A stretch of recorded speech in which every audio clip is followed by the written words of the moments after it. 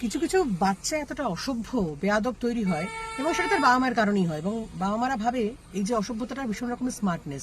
এয়ারপোর্টে একটা ইনসিডেন্ট বলি, একটা বাচ্চা মেয়ে তার মায়ের সঙ্গে বসে রয়েছে, বাচ্চা মেয়েটা মিষ্টি, তার দুটো ঝুঁটি করা রয়েছে, আরেকটা বাচ্চা মেয়ে হ্যাঁ সে এসে তার ঝুঁটি ধরে টানছে, তার জামা ধরে টানছে।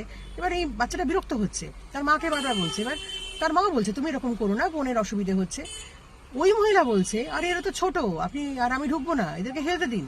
খেলা হচ্ছে সেটাই যেটাতে দুটো বাচ্চা মজা পাবে, একজন বাচ্চা অসুবিধার মধ্যে পড়েছে আর একটা বাচ্চা হা হা করছে, এটাকে খেলা বলে না, এটাকে বলে বাঁদরামো। শেষ ওই ভদ্রমহিলা তার বাচ্চাটাকে নিয়ে উঠে গেল। ব্যাপারটা হচ্ছে এই সমস্ত শিক্ষাগুলো বাড়ি থেকে দিতে হয়। এরা হচ্ছে পরবর্তীকালে এমন স্যাম্পল তৈরি হবে যখন এদের বাবা মাকেই উকিল খুঁজে বেড়াতে হবে। আর একটা সময় কি হবে, মানুষজন সবসময় তো ঠিক থাকবে না, রাস্তাঘাটে তাক দিনে দিন দিয়ে দেবে, তখন হয়ে যাবে রাস্তার লোকের দোষ। কিন্তু এই সমস্ত বেয়াদব বাচ্চাগুলো বাড়ি থেকেই তৈরি হয়, এদের মা বাবার শিক্ষা নেই বলেই সমস্যাটা ঘটে।